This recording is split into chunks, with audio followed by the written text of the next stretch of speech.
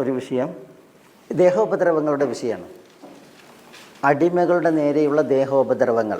നമ്മൾ ചിത്രവധത്തെക്കുറിച്ച് പറഞ്ഞു, വികൃതമാക്കുന്നതിനെക്കുറിച്ച് പറഞ്ഞു. ആ വികൃതമാക്കൽ ഉണ്ടായിട്ടുണ്ടെങ്കിൽ മോചിതനാണ്.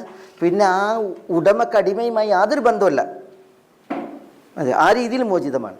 പക്ഷേ ഇവിടെ ഈ ദേഹോപദ്രവങ്ങൾ അതിൽ നിന്ന് വ്യത്യസ്തമാണ്. ഇവിടെ നോക്കൂ നിങ്ങൾ, എന്താ നബി സല്ലല്ലാഹു അലൈഹി വസല്ലം തങ്ങൾ പറഞ്ഞത്? ആ മലയാളം ഒന്ന് വായിച്ചേ. ചെയ്തിട്ടില്ലാത്തൊരു കുറ്റത്തിന് വല്ലവനും തൻ്റെ അടിമയെ അടിച്ചാൽ അല്ലെങ്കിൽ അവൻ്റെ മുഖത്തടിച്ചാൽ അവനെ മോചിപ്പിക്കുക എന്നതാണ് അതിനുള്ള പ്രായശ്ചിത്തം. മൻ ദറബ ഗുലാമൻ ലഹു ഹദ്ദൻ ലം യഅതിഹി ഔ ലതമഹു ഫഇന്ന കഫാറതഹു അൻ യുഅതിഖഹു. ഇത് അബ്ദുല്ലാഹി ഇബ്നു ഉമർ റളിയല്ലാഹു അൻഹു ആണ് പറയുന്നത്. പറയാൻ കാരണം എന്താണെന്ന് വെച്ചാൽ, അബ്ദുല്ലാഹി ഇബ്നു ഉമറിൻ്റെ അടുക്കൽ ഒരു അടിമ ഉണ്ടായിരുന്നു. ആ അടിമൻ്റെ പുറത്തൊരടയാളം കണ്ടു. ഒരിക്കൽ ഇബ്നു ഉമർ പുറത്തൊരടയാളം കണ്ട്, ഒരു പാട്. അപ്പോൾ ഇബ്നു ഉമർ ചോദിക്കുകയാണ് അടയാളോട്, ഞാൻ നിന്നെ വേദനിപ്പിച്ചതാണോ ഈ അടയാളം എന്ന് ചോദിക്കുകയാണ്.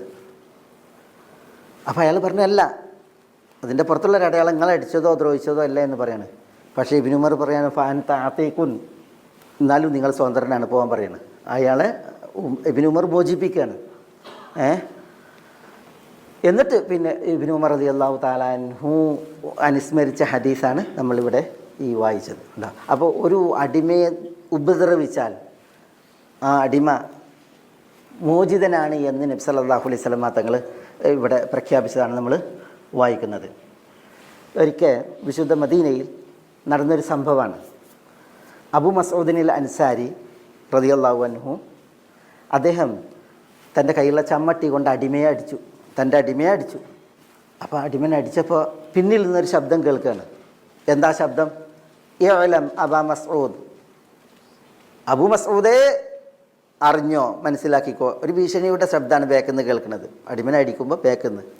അപ്പോൾ അബൂ മസ്ഊദ് പറയാണ്, ഇഅ്ലം അബാ മസ്ഊദ്, അബൂ മസ്ഊദേ അറിഞ്ഞോ എന്ന് പറയുന്നത് ദേഷ്യത്തിലാണ്.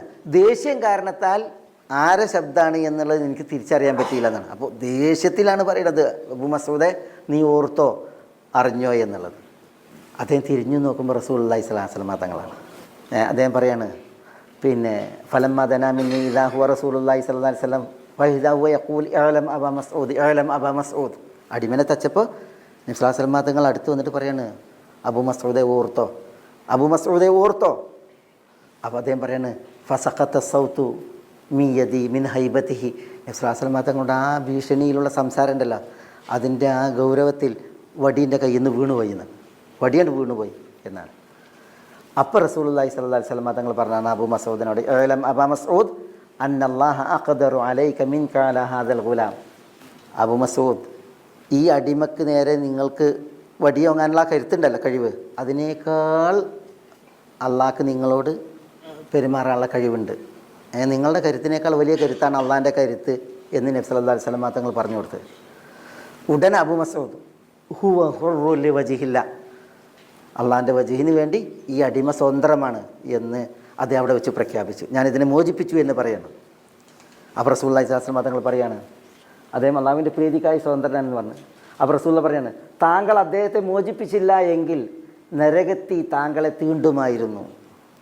ഈ അടിമനെ നിങ്ങൾ അടിച്ചു, ഇനി മോചിപ്പിച്ചിട്ടില്ല എങ്കിൽ താങ്കളെ നരകത്തി തീണ്ടുമായിരുന്നു.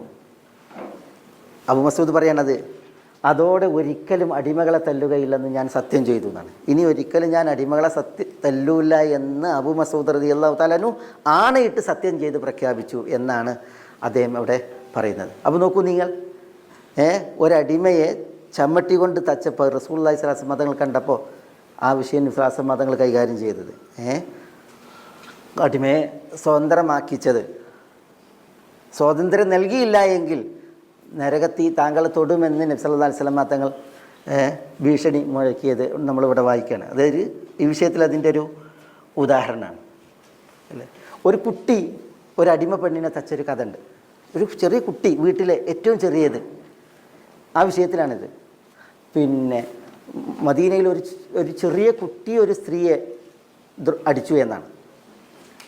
നബി സല്ലല്ലാഹു അലൈഹി വസല്ലം തങ്ങൾ ഈ വിവരം അറിഞ്ഞപ്പോൾ അതിനെ മോചിപ്പിക്കാൻ പറഞ്ഞു, അടിമ സ്ത്രീയെ മോചിപ്പിക്കാൻ പറഞ്ഞു. അപ്പോൾ വീട്ടുകാർ പറയുന്നത് കുട്ടിയല്ലേ അടിച്ചത്, വലിയവരാണെങ്കിലും ഓക്കെ, കുട്ടിയല്ലേ, ഞങ്ങൾക്ക് ഈ ഒരു വേലക്കാരി അല്ലാതെ വീട്ടിലില്ല എന്ന് നബി സ്വല്ലല്ലാഹു അലൈഹി വസല്ലം തങ്ങളോട് പറഞ്ഞപ്പോൾ റസൂലുള്ളാഹി സ്വല്ലല്ലാഹു അലൈഹി വസല്ലം തങ്ങൾ പറഞ്ഞാണ്, നിങ്ങൾക്ക് മറ്റൊരാളെ അവരെ മോചിപ്പിക്കുക, മറ്റൊരാളെ ലഭിക്കുന്നത് വരെ നിങ്ങൾക്ക് അവരെ സേവനം ചെയ്യട്ടെ, മറ്റൊരാളെ ലഭിച്ചാൽ നിങ്ങളവരെ മോചിപ്പിക്കണം എന്ന് നബി സല്ലല്ലാഹു അലൈഹി വസല്ലം തങ്ങൾ അവരോട് പറയുണ്ടായതാണ്. ഇതൊരു ചരിത്രത്തെ തുടർന്ന് നബി സല്ലല്ലാഹു അലൈഹി വസല്ലം തങ്ങളുടെ കാലത്താണ് ഒരു സംഭവം. ഈ മുആവിയ ഇബ്നു സുവൈദ് ഇബ്നു മുഖർറിൻ പറഞ്ഞ ഒരു വിഷയമാണ്.